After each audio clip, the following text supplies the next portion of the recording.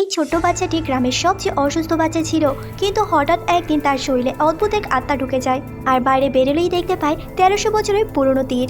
এক নিমিষে হাতে তুলে তীরটা ছুড়ে দেয় দূর আকাশে, আর তীরটা হয়ে যায় সোনালি ড্রাগন, যা মাটি কাঁপিয়ে পাহাড় ছেদ করে আকাশে উড়ে যায়। সবাই পাগলের মতো বাইরে চলে আসে আর বুঝতে পারে এই তীরটা কেউ টাচ করেছে, বলে তাকে দ্রুত খুঁজো। আসলে এই ছোট্ট ছেলের শরীরে যে আত্মাটা ছিল তা ছিল প্রাচীন গুরুর আত্মা। প্রাচীন গুরুকে কোনো সাধারণ শক্তি মেরে ফেলেছিল, তার আত্মা তাই ছোট্ট বাচ্চাটির শরীরে স্থানান্তরিত হয়। বাচ্চাটি অনুভব করে তাদের উপর কোনো বিপদ আসতে চলেছে।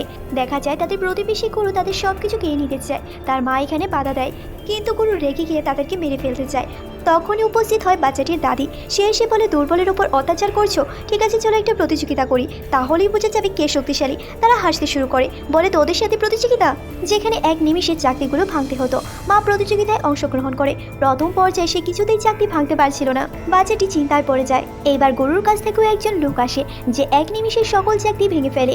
এইবার বাচ্চাটির মামা উপস্থিত হয়। সেও চাকতি ভাঙার চেষ্টা করে, কিন্তু দেখা যায় কিছুতেই তারা সফল হতে পারছিল না। তখনই বাচ্চাটির দাদি বলে, এই ছোট্ট বাচ্চাটি তোমাদের সাথে অংশগ্রহণ করবে। সবাই হাসতে শুরু করে। বাচ্চাটির বলে, ঠিক আছে, আমি এই কাপড়টা দিয়ে চোখ বেঁধে তারপর প্রতিযোগিতা করব। সে উড়ে যায় ওপরে। গরুর কাছে অদ্ভুত মনে হচ্ছিল, কারণ তার হাঁটা চলার মধ্যে অদ্ভুত একটা শক্তি রয়েছে। ছেলেটা চোখ বেঁধে এক নিমিষেই যখন ছুরিটা মারে, চাকতিগুলো এক এক করে সবগুলো বিনষ্ট হয়ে যায়। তা দেখে তো সবাই অবাক, সত্যিই তো তার শরীরে গুরুর আত্মা রয়েছে।